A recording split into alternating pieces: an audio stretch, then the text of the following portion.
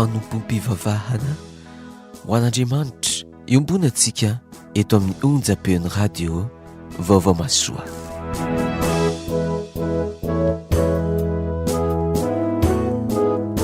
Fanompom-pivavahana anio tarian'ireo havantsika katolika.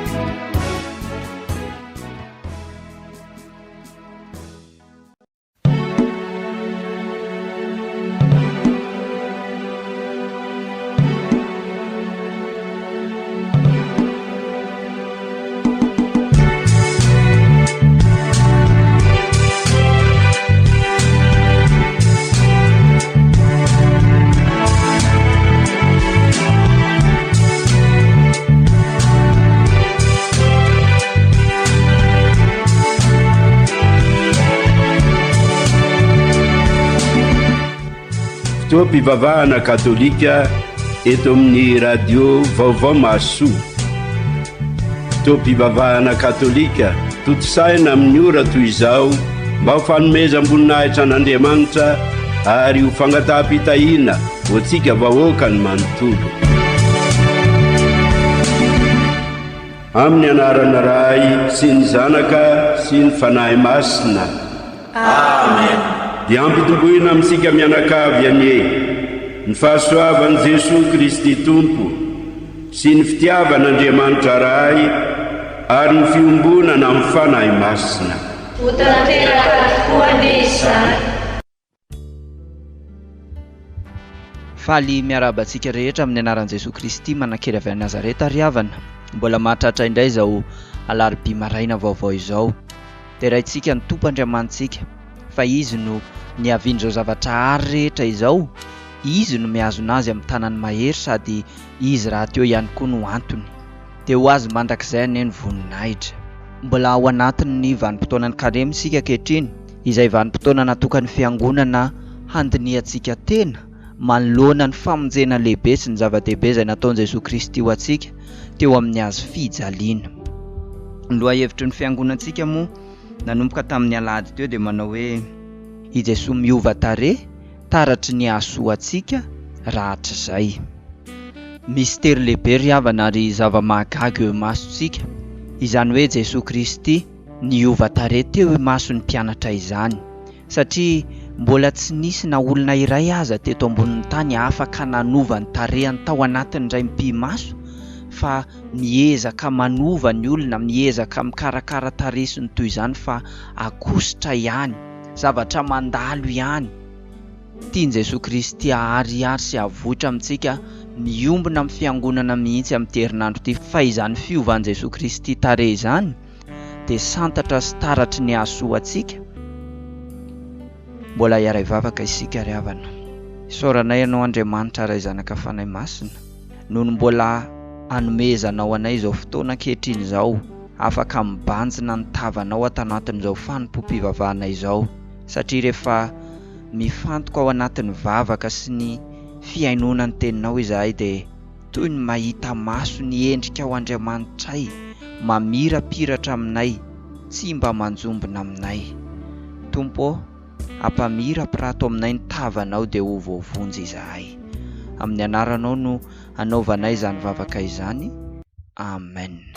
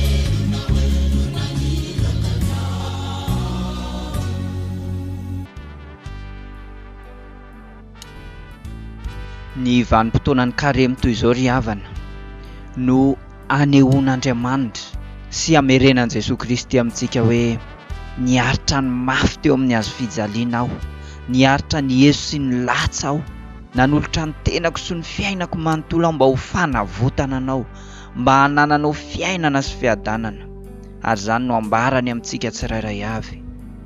Miantso antsika izy hibanjina ny zava-dehibe izay nataony ho antsika. Inona kosa no avalontsika izany fitiavan-dehibe izay nasehon'i Jesosy Kristy ho antsika izany? Mbola ny tiantsika ho atao ihany ve no ataontsika? Mbola ny fahotana izay antony nampijaly an'i Jesosy Kristy ihany ve no handehanantsika? Deo antsika ry havana hibebaka, indrindra ho anatin'izao karemy izao izay tena fotoana mety indrindra.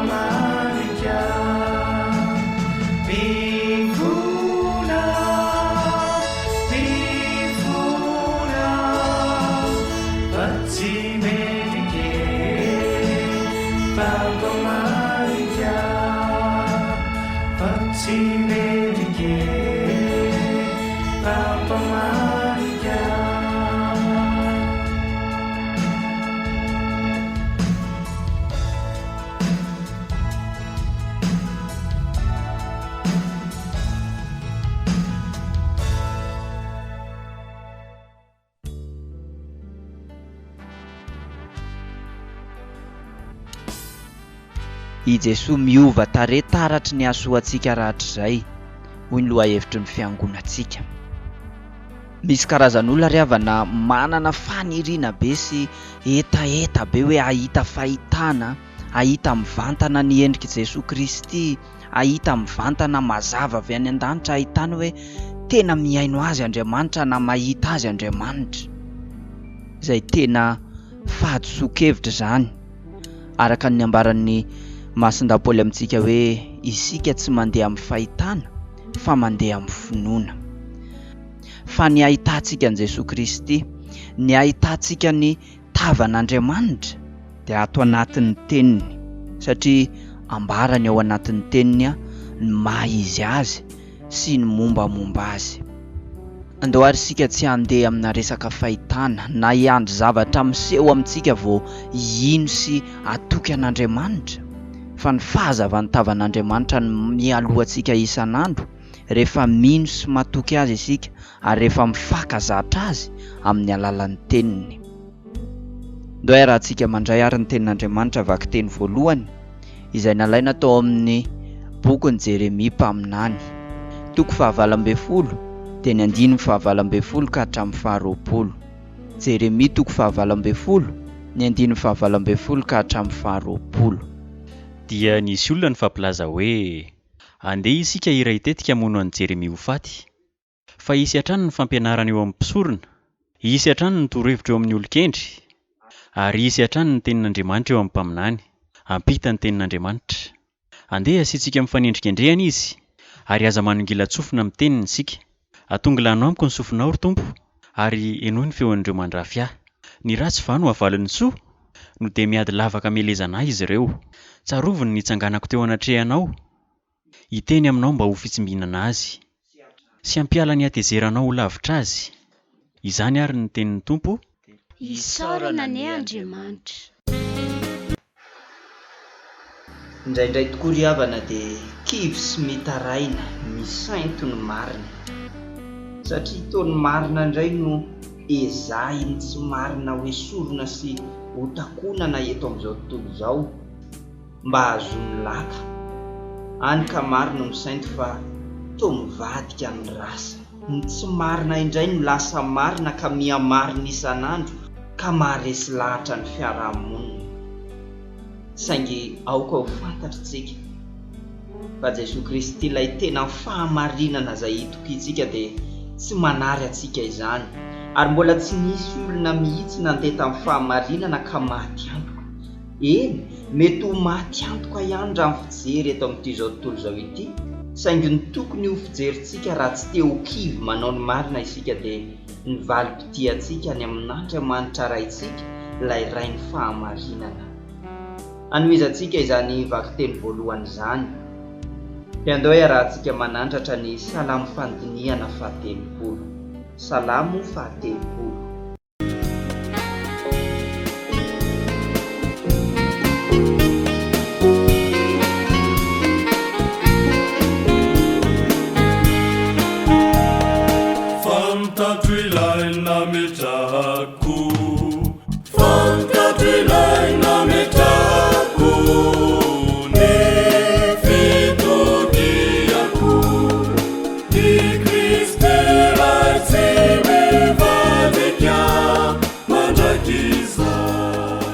Tompo, ianao no nataoko fialofako, aoka tsy homenatra aho na hoviana na hoviana. Vonjeo amin'ny fahamarinanao aho, atongilany amiko ny sofinao, faingana monjy ahy. Aoka ho vatolampy fiarovana ianao, ho trano mimanda ahitako famonjena. Fa ianao ny vatolampiko sy trano mimandako, ary noho ny anaranao dia hitondra sy hitarika ahy ianao. Hanafaka ahy amin'ny fandrika raty no velarina ianao, fa ianao ny fiarovana ahy. Apetraka eo ampelantananao ny fanahiko, dia hanafaka ahy ianao ry Tompo Andriamanitry ny fahamarinana.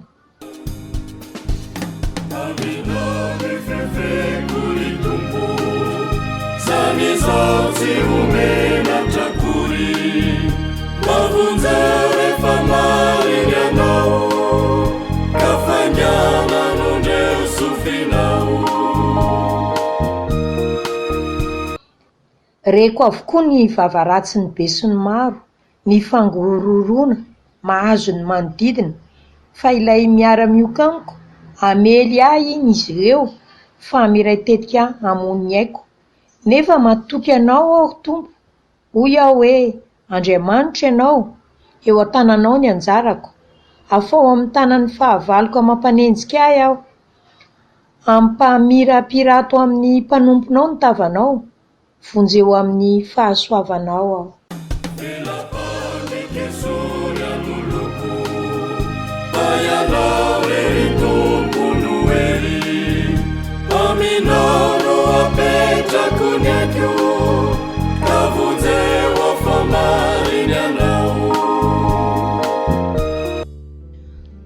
Rehefa hiatrika zavatsarotra isika ry havana eo amin'ny fiainana dia matetika feno tahotra, feno fanahina, feno teboteby ary mamisavisa zava-dratsy lalina any anatin'ny saintsika ka mampihembotra antsika izany ary mitondra tsy fahombiazana ho antsika.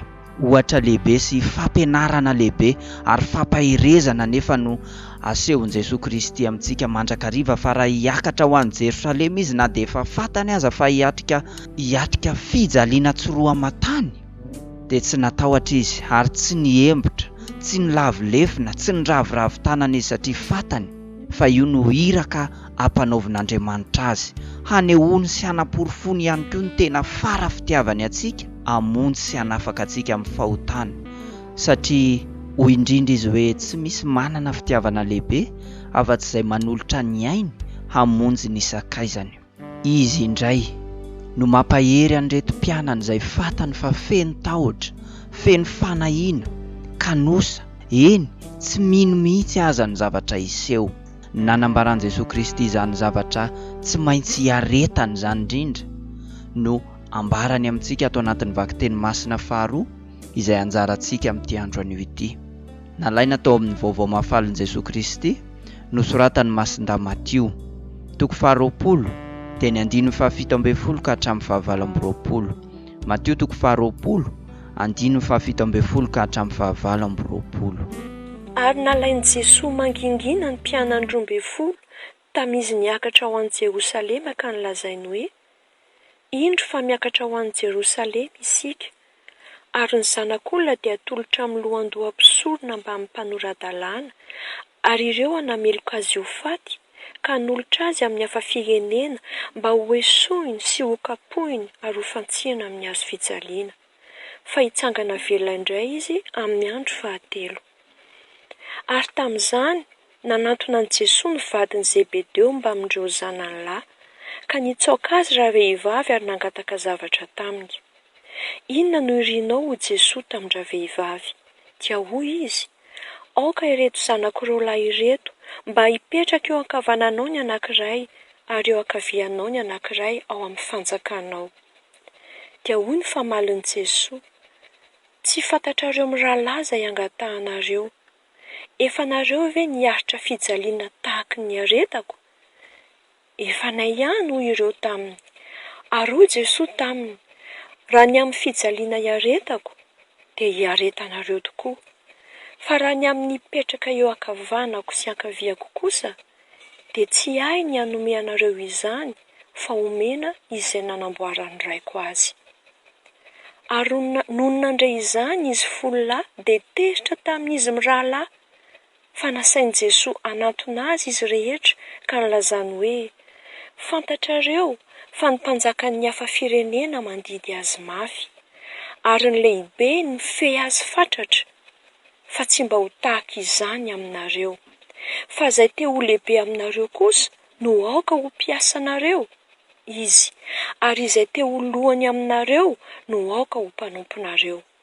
Dia tahaka ny zanak'olona izany, fa izy tsy tonga mba ho tompoina fa mba hanompo ary hafoiny ainy ho fanavotana ny be sy ny maro. Izany ary ny tenin'ny Tompo. Derany eo anao ry Kristy.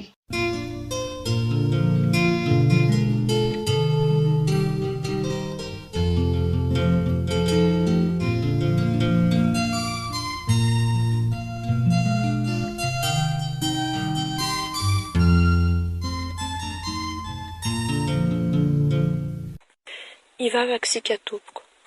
Misaotra indrindra ry Andriamanitra rainay tsara indrindra. Ianao ilay rainay amin'ny alalan'i Jesosy Kristy tomponay. Fanomenao izao maraim-baovao izao indray izahay mba hahafahanay mandray ny teninao. Ny teninao izay fanelony tongotra sy fahazavany lalanay. Hahafahanay manivatsiva araka ny sitraponao ny anjara-piainana izay nomenao ho diavina ety an-tany. Meteza ary ho fanelony fo amam-panahinay tsirairay avy fanamasonao mba ahaizanay mandray tsara ny hafatra avy aminao ary mba tsisy ho voadonina ihany koa afa-tsy ny sitraponao irery ihany. Amin'ny anaran'i Jesosy, amen. Fanambarana nataon'i Jesosy Kristy eto ry havana. Ary fanotelony nanovany an'izany fanambarana izany no hitantsika eto amin'ity andinin-tsoratra masina izay anjarantsika androany ity. Ny fanambarana dia hoe ny zanak'olona dia atolotra amin'ny lohandoha-pisorona mba hampanora-dalàna, ary ireo anameloka azy ho faty ka nolotra azy amin'ny hafa firenena ary ho fantsihana amin'ny hazo fijaliana, fa hitsangana velona indray izy amin'ny andro fahatelo. Izany no fanambarana nataon'i Jesosy Kristy tamin'ny mpianany. Izay ilay lalana voasoratra mazava, voalahatra amin'ny atsipiriany araka ny fandaharan'Andriamanitra, izay tsy maintsy izorany zanak'olona, i Jesosy Kristy ho fanavotana ny zanak'olombelona. Voalohany indrindra aloha dia hoe atolotra amin'ny lohandoha-pisorona mba hampanora-dalàna izy.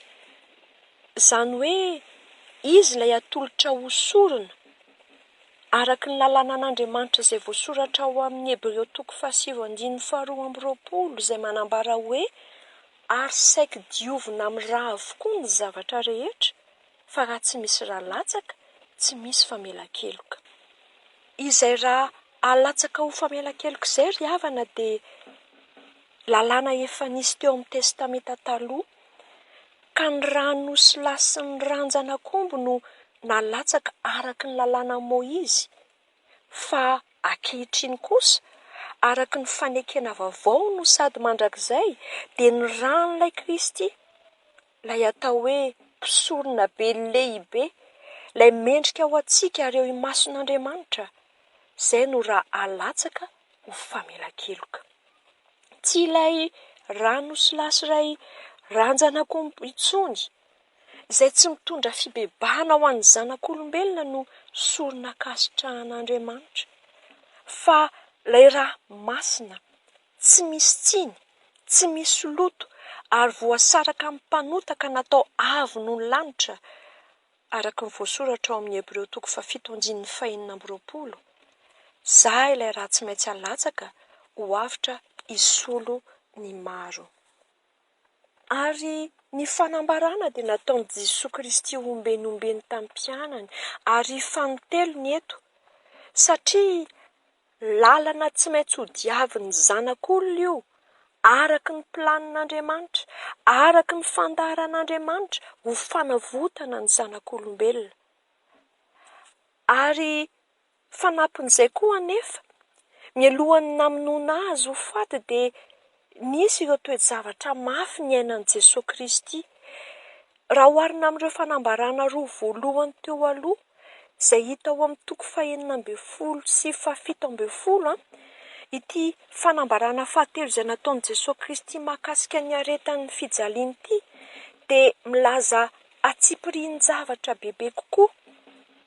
Ary hita ao amin'ny 9:10 izany, izay milaza fa ho esoina, ho kapohina ary ho fantsihana amin'ny hazo fijaliana izy. Ary ireo endrika maro ny fijaliana izay niantra tamin'i Jesosy Kristy ireo ry havana, ny eso, ny kapoka, ny namatsiana azy, izany rehetra izany dia mitory ny avesara ny fahotantsika zanak'olombelona. Ary Jesosy Kristy no nanaiky nanolo tena anonotra, hibaby sy hizaka ny sazy. Dia izay tokoa ilay fitiavana mandrakizay izay nitiavan'Andriamanitra ny zanak'Israely izay voalaza ao amin'ny Jeremia 1:13 ry havana. ka nampaharetany ny famindrapony amintsika. Ary marina tokoa hoy voalaza ao amin'ny Isaia 7:20 fa ny aretintsika no netiny ary ny fahoriantsika no vesariny. Izy no nolefonina noho ny fahotantsika, no torotoroina noho ny elontsika ary ny diakapoka taminy no nitondra fahasitrahana ho antsika. Ary noho izany rehetra izany dia hotoriana amin'ny anarany araka ny voalaza ao amin'ny Lioka 4:27 ny fibebahana sy ny famelan-keloka amin'ny firenena rehetra manomboka eo amin'ny Jerosalema. Ary amin'ny alalan'i Kristy irery ihany no ahatanteraka ny fikasan'ny Tompo Andriamantsika. Ary tsarovy fa izay ry havana no nahatonga an'i Jesosy Kristy rehefa nanohina azy hitanila kely hipieraka amin'ny teny taminy hoe sanatria Tompo raha hianatra aminao izany, ka novaliany hoe miala amiko ry Satana, mana fotoana ianao satria tsy mihevitra araka ny hevitr'Andriamanitra fa araka ny an'ny olona. Ary izay fankatoavana feno sy tanteraka ny fikasan'Andriamanitra nasehon'i Jesosy Kristy izay ry havana. Izay le hoe obéissance parfaite et absolue. Ary nanekeny ny hetry tena tanteraka. Izay no nanomezan'Andriamanitra azy ny anarana ambony noho ny anarana rehetra araka ny voalaza amin'ny Filipianina 2:5. Ka amin'ny anaran'i Jesosy Kristy irery ihany no andolian'ny lohalika rehetra ary anekeny lela rehetra fa Jesosy Kristy no Tompo. Dia ilay Jesosy Kristy natsangana ho velona tamin'ny andro fahatelo. Ary izany fandresen'i Jesosy Kristy ny fahafatesany izany no antoky ny fandresen'ny zanak'Andriamanitra rehetra izay mpanaradia an'i Kristy.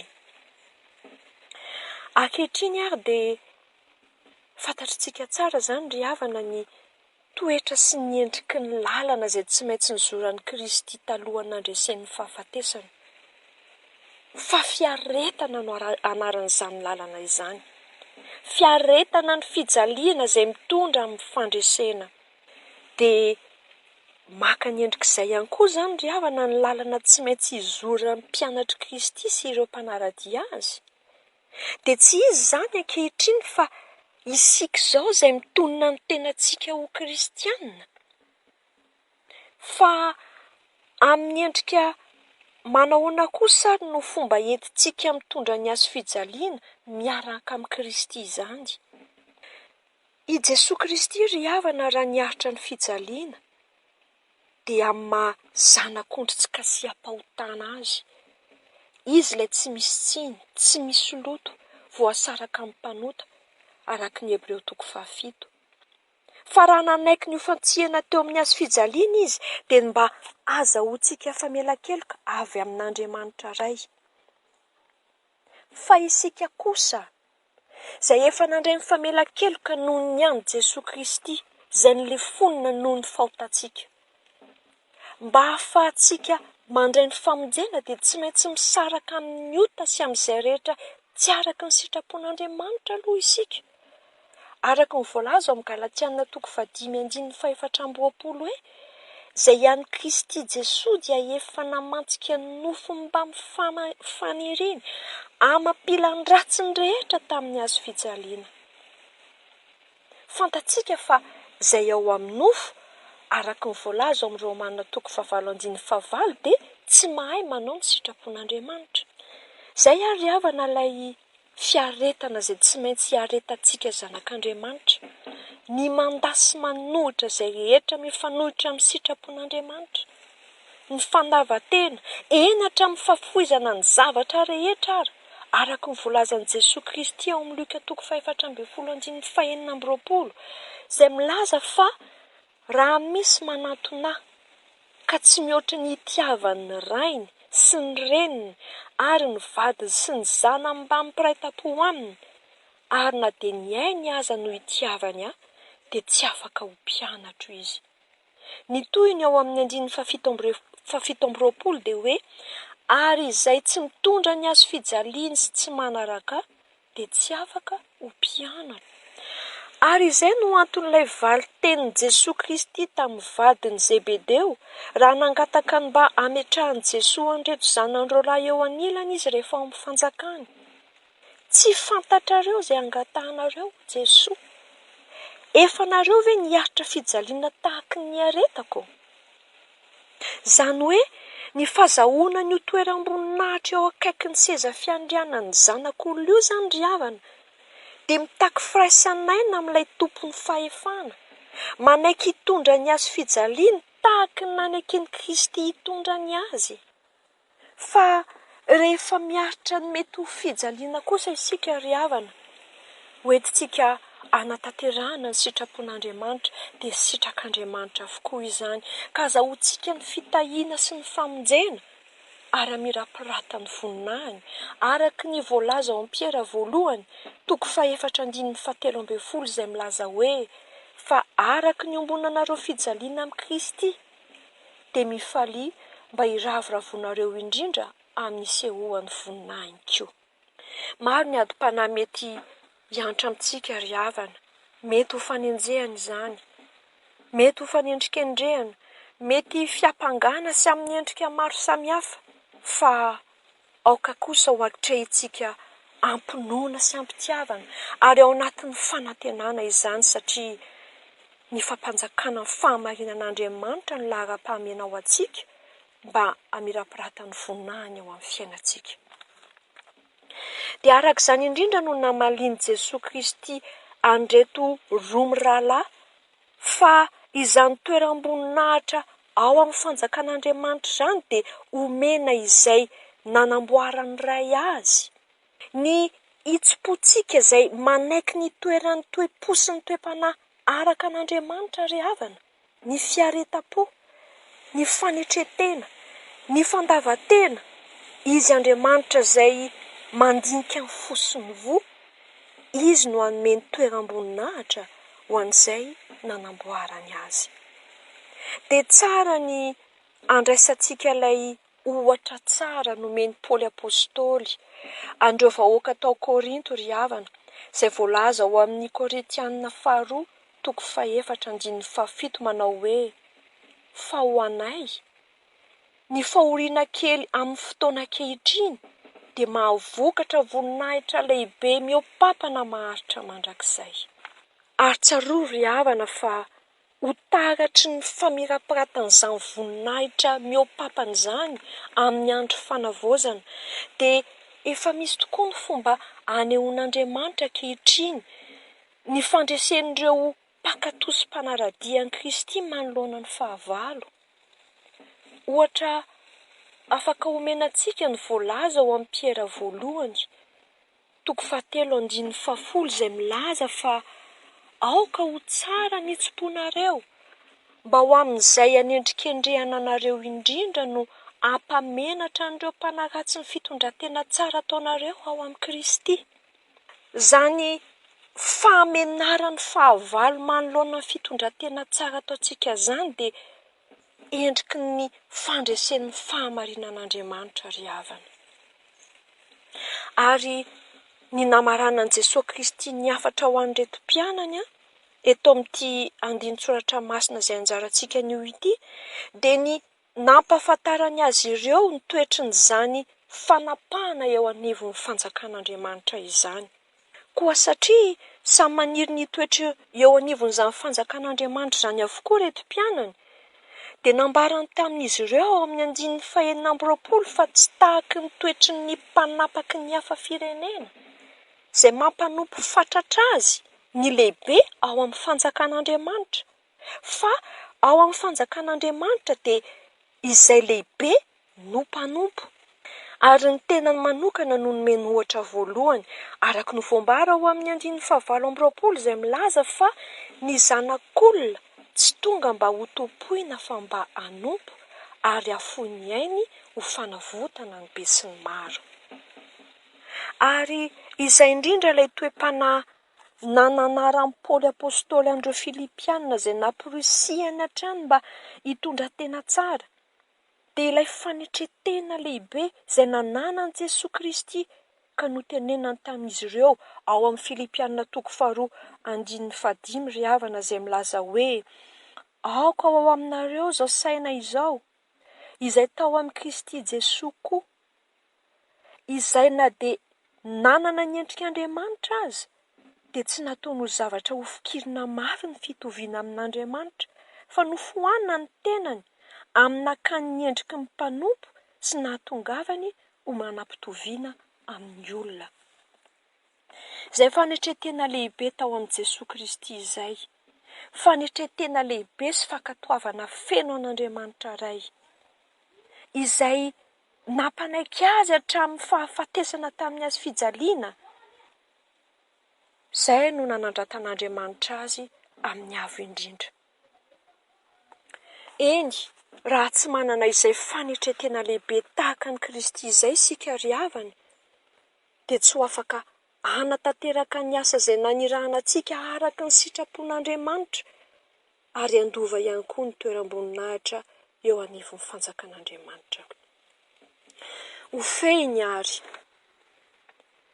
efa vitan'i Jesosy Kristy ny asa-pamonjena ry havana, dia izay niafara tamin'ny nanoloran'ny ainy teo amin'ny azy fijaliana ho fanavotana ny be sy ny maro.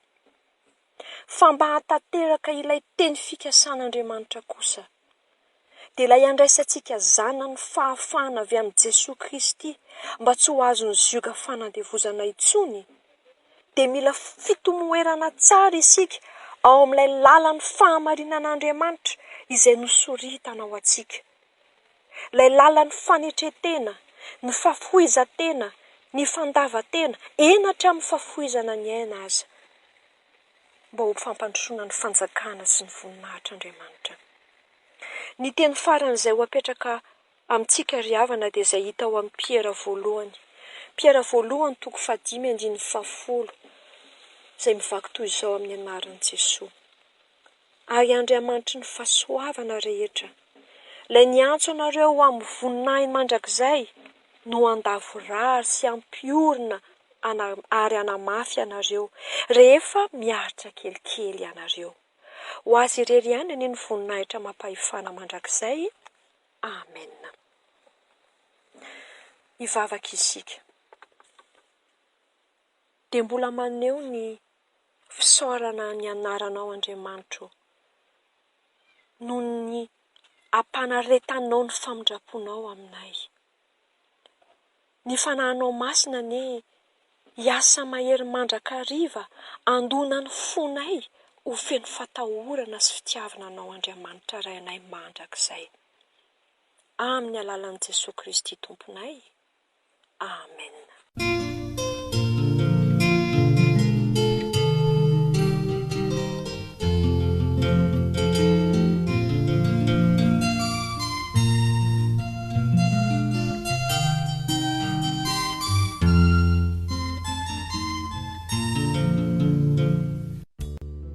Misaotran'i Jesosy Kristy ilay tompo lehibe isika ry havana, nefa nanetry tena ho tonga nofo, nanam-pitoviana tamintsika olombelona mba hamonjy atsika sy hanafaka atsika. Ary misaotra ny mpanompon'Andriamanitra ihany koa izay nizara ny tenin'Andriamanitra ho atsika tamin'ity andro anio ity. Izany sekolon'ny fanetreteny izany tokoa no sekoly tsy maintsy hamolavolan'Andriamanitra, hanefen'Andriamanitra antsika mpanaradian'i Jesosy Kristy mba hahatonga antsika hisandratra sy hisehoany voninahiny, hahatonga antsika hitovy endrika amin'izay tena zanany malalany. Ndao ary isika handroso amin'ny finoana, hitombo amin'ny fanarahana ny tompontsika, ka eo amin'izay fotoana hitombontsika ka hisandratantsika eo amin'ny fiainana andavanandro, no hitombontsika ihany koa amin'ny fanetretena miaraka amin'izay, mba tsy ny olona no hanandratra antsika sy hiderantsika, satria zava-poana ihany izany, fa mba ho ilay tompony ny fanetretena izay nanome ohatra lehibe ho antsika ka nasandratra no hanandratra antsika amin'ny fotoanandro. Iaraka na vao ny fanoloran-tenantsika isika amin'izao fotoana ankehitriny izao amin'ny alalan'ny fiekam-pinoana. Izaho mihinan'Andriamanitra tokana, ray mahefa ny zavatra rehetra, nanao ny lanitra sy ny tany, ary ny zavatra rehetra na ny hita maso na ny tsy hita. Izaho mihinan' Jesosy Kristy tompo tokana, zanak'iray tokan'Andriamanitra, teraky ny ray talohan'ny taona rehetra, Andriamanitra avy amin'Andriamanitra, fahazavana avy amin'ny fahazavana, Andriamanitra marina avy amin'Andriamanitra marina. Nateraka izy fa tsy natao, iray fomba amin'ny iray, ary izy no nahariana ny zavatra rehetra. Isika olombelona sy ny famonjenantsika no nidinany avy any an-danitra, ary nakanofo tamin'ny Maria Virjiny izy no niery ny fanahy masina ka tonga olombelona. Nofatsehana tamin'ny hazo fijaliana ho antsika indray koa tamin'ny andron'ny Pôntsy Pilaty, nijaly ary nalevina, nitsankako velona tamin'ny andro fahatelo araka ny voalaza ny soratra masina. Niakatra an-danitra dia nipetraka eo ankavanan'ny ray, mbola ho avy amboninahitra indray hitsara ny velona sy ny maty, ary tsy hanapatapelana ny fanjakana. Izaho mino ny fanahy masina, Tompo loharanon-aina, avy amin'ny ray sy ny zanaka, traona sy omem-boninahitra miaraka amin'ny ray sy ny zanaka, ary miteny tamin'ny vava-mpaminany. Izaho mino ny Eglizy iray, masina, katolika, apôstôlika. Izaho mankatony batemy tokana ho fanalana ny fahotana, ary izaho miandro ny itsanganan'ny maty sy ny fiainako avy. Amen. Jesosy miova tarehy taratry ny ahasoantsika rahatr'izay. Fomban' Jesosy Kristy ry havana hatramin'izay no mifidy mpianatra vitsivitsy izay tena atokisany ho ivo eo amin'ny asan'Andriamanitra. Tahaka an'izany no nitondrany andreo mpianany telo aza niara-miona tamin'ny tany an-tendrombohitra ka nahita ny fiovany tarehy, nahita ny voninahiny ary naheno ny feon'Andriamanitra nanambarany amin'i Jesosy Kristy. Dia tahaka ny Moïse sy Ora ary Arona ihany koa izay nentin'Andriamanitra nitokana tany an-tendrombohitra hitolona-mbavaka ho an'ny vahoakan'Israely izay tany an-tsahanady. Ny olona afaka mitokam-bavaka ry havana no mahita ny voninahitr'Andriamanitra ary mahita mivantana ny endrika Jesosy Kristy, ary izay olona izay no ivo eo amin'ny asan'Andriamanitra. Dao ary isika iombona ao anatin'izao vavaka samihafa izao, hitondram-bavaka ny fiainantsika tsirairay avy, hitondram-bavaka ny firenentsika sy ny fiangonantsika ihany koa. Tsy ho very mandeha, seretra ny fefy aminao.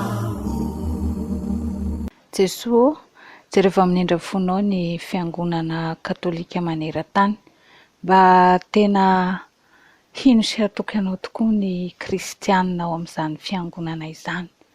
Eny koa Jesosy, reo le fiangonana maro izay namanay izay miara-mitory nangatany aminao Jesosy, dia mba hijoro araka ny sitraponao izy ireo ary ka tena hitombo finoanao aminao tokoa. Ary taio ihany koa izay rehetra natsoinao Jesosy hanao ny asanao, dia ajoroa izy ireo meo aza ny fahasalamana, ny hery, ny tanjaka. Ary raha sendra mandalo ady izy ireo Jesosy, dia ajoroy ka aza mahafoy azy ianao na mahasaraka azy fa momba azy mandrakariva. Tsy ho very mandeha, seretra ny fefy aminao. Mivavaka ho an'ny firenena malagasy izahay. Tompo, atongolanao aminay vahoakanao ny sofinao ary eno ny feon'ny fitarainanay, fa tsy misy miafina aminao Tompo, ny fahoriana sy ny fahantrana miantra amin'ny firenenay. Koa tario amin'ny alalan'ny fanahinao masina ary izahay hitodika any aminao, fa ao aminao Jesosy irery ihany no misy ny famonjena ho anay sy ho an'ny firenenay. Afa ao amin'ny fanompo-tsampy ny firenenay, ka samy tonga amin'ny fibebahana marina ne, na ireo mpitondranay na izahay vahoaka hoentina. Tsy ho very mandeha, seretra ny fefy aminao. Ry Andriamanitra ray be indrafo, mangataka aminao zahay ho an'ireo izay ao am-ponja rehetra. Ny fanahinao masina ne ampahery azy ireo mba tsy ho kivy eo am-panefanany saziny, ary mba tsy ho very fanantenana izy ireo, fa mba hahay anankina ny fiainany aminao isan'andro. Ho an'ireo marary rehetra, na any an-trano na any amin'ny hopitaly, ianao ny tompon'ny fanasitranana, koa dia sitrano izy ireo mba ahafahany manohy ny adidy aman'andraikitra izay miandry azy ireo tsirairay avy. Tsy ho very mandeha, seretra ny fefy aminao.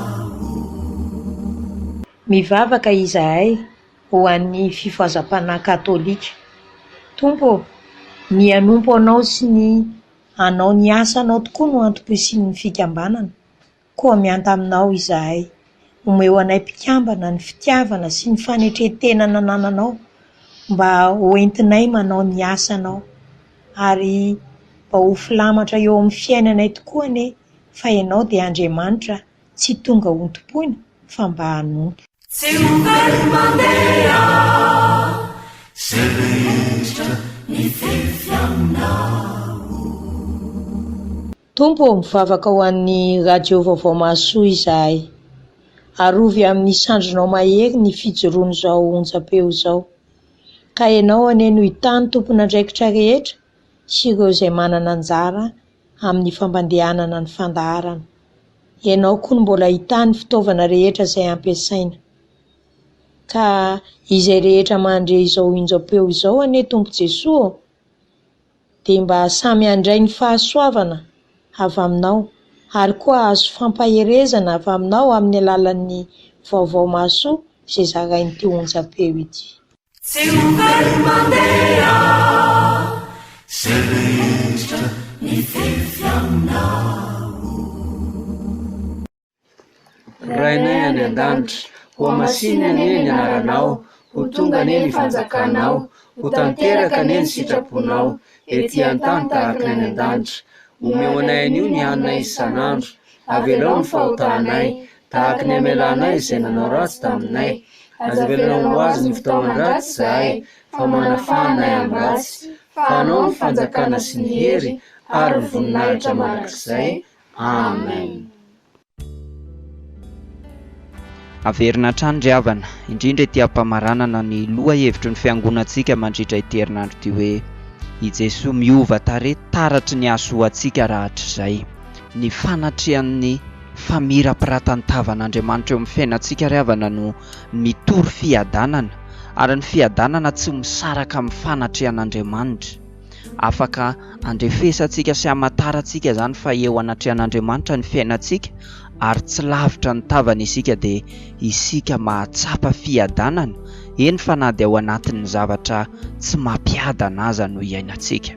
Dia misy fiadanana ao anaty izay tsy hananan'izao tontolo izao, fa hananan'izay mino an'Andriamanitra. Ary izany mahatonga ny mpitondra fivavahana mamerina mandrakariva ilay tsodrano aronika, araka izay voasoratra ao amin'ny boky fanisana toko 9:520 hoe hampamirapiratra ny tavany aminao ane ny Tompo ka hiantra anao, hanandratra ny tavany aminao ane ny Tompo ka hanome anao ny fiadanana. Dia izany fiadanan'Andriamanitra izay mihoatra noho ny fahalalana rehetra izany ry havana no tononina amintsika tsirairay avy. Ary raha sitraka ao ny iaina mandrakariva amin'izany fiadanan'Andriamanitra izany, dia hisoro mandrakariva araka izany ihany koa izay rehetra mety ho hevitra mampisaraka antsika amin'Andriamanitra ka tsy ahitantsika ny tavany, dia ny fahotana izany. Fa rehefa eo amin'ny fanatrehan'Andriamanitra isika na inona zavatra miseho amin'ny fiainantsika, dia tsy mihontsona isika fa feno fiadanana ao anaty. Zava-dehibe ataon'Andriamanitra ho antsika maimaimpona izany, koa ndao hiaraka hisaotra sy hakasitraka azy isika ao anatin'izao hira fisaorana izao.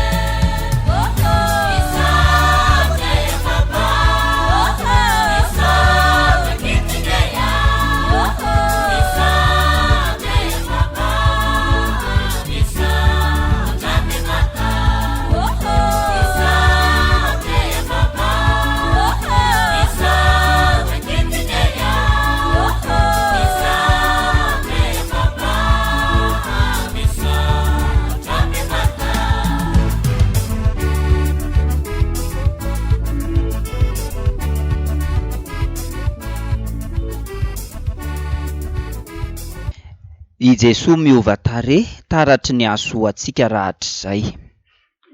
Rehefa niaraka tamin'i Jesosy Kristy tany an-tendrombohitra ry havana le mpianatra 3 lahy, ka lavy ny akohaka tamin'ny tany no nitahotra sy ny fahatairan'izy ireo.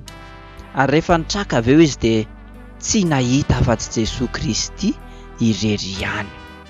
Eo amin'ny fiainantsika ihany koa, toa tsika tsy hijery afa-tsy Jesosy Kristy irery ihany, fa izany no mampitraka antsika ka mahatonga antsika ho vavolombelona. Ny hahatonga antsika hibanjina sy hijery an'i Jesosy Kristy ilay tompo sy mpamonjy antsika irery ihany no antony fiatahana masina izay karakaraintsika amin'ity volana Martsa ity. Ny fiatahana masina zany izay arahantsika fifohazam-panahy katolika rehetra dia ho tanterahana ny 24 volana Martsa ho avy izao manomboka amin'ny 7 ora maraina eny amin'ny Maison Saint-Joseph Analamahitsy. Ny asabotsy 24 volana Martsa ho avy izao indray zany ny fotoanantsika eny amin'ny Maison Saint-Joseph Analamahitsy. Entony namanao, ny ankohonanao sy izay rehetra tianao hahatsapa sy hahita ny fitiavan'Andriamanitra azy, indrindra ho anatin'izao karema izao dia tena ilaintsika ny fiatahana masina iarahantsika mandinika ny fiainantsika sy ny tenantsika eo anatrehan'ny Tompo. Aza diny no mitondra sakafo atoandro hifampizarana. Dia mametraka ny veloma finaritra ho antsika rehetra indray ry mpiaino ajaina, ary amin'ny heriny anio indray isika mihaona raha sitraky ny Tompo indrindra. Ho an'Andriamanitra irery ihany ny voninahitra. Amen. Raha misy fanazavana fanampiny ilayntsika mahakasika ny fifohazam-panahy katolika amin'ny ankapobeny dia ireto ny laharam-piantsona: 034 97 962 95, 034 97 962 95, 033 16 071 28, 033 16 071 28, 034 03 316 41, 034 03 316 41. Dia ireo no antsoina raha sendra misy fanazavana fanampiny ilayntsika, ary dia hoentintsika ambavaka ny fandaminana rehetra, ary dia hanapaka ao am-pontsika rehetra ny fiadanany Jesosy Kristy Tompo. Raisoary ny sodrano avy amin'ny Tompo.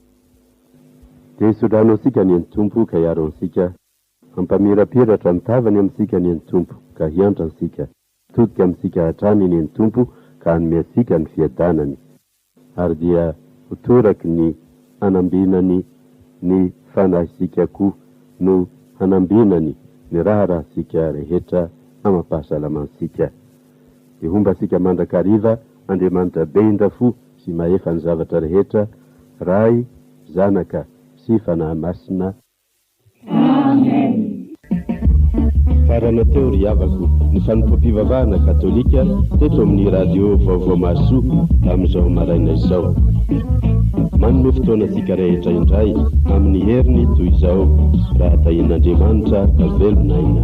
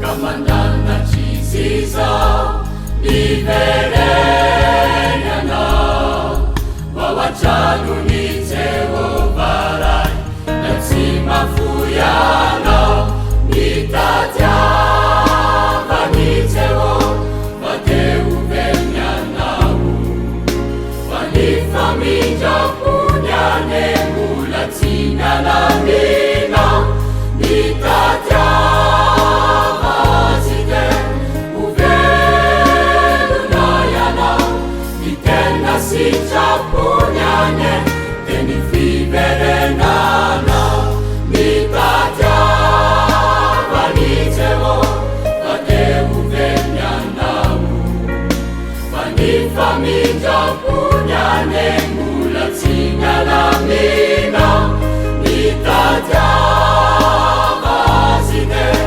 uvelunayana nitenda sicapunyane teni fiverenana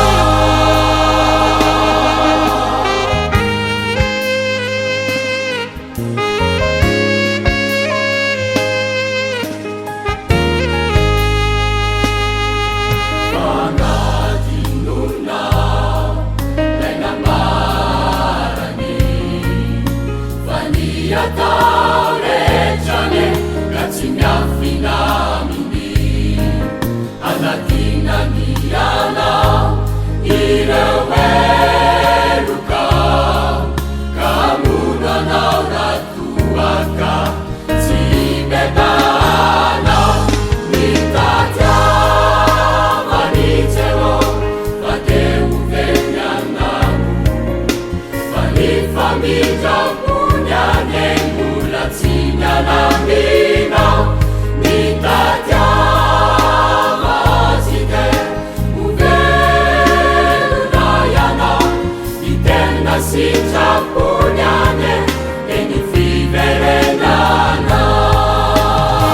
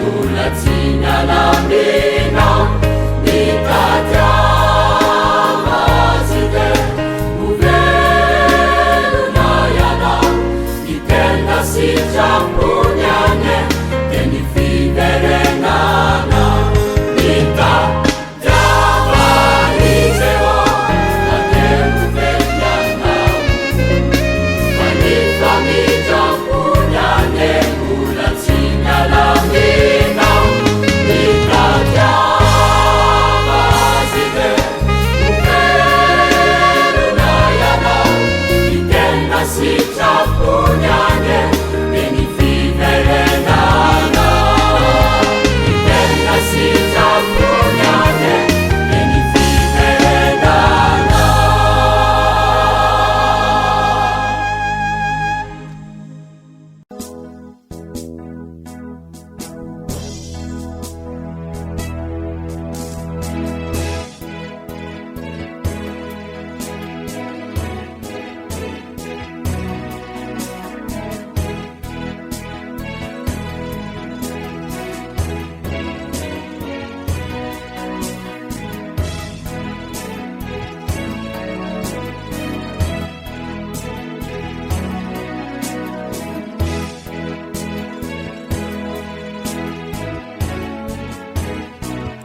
ny ombonintsika teo ry havana malala ny fanompoko fivavahana ho an'Andriamanitra teto amin'ny onjam-peon'ny radio vaovao mahasoa. Isaorantsika nitahaka izany tamin'ity alarobia maraina ity ny fifohazam-panahy katolika.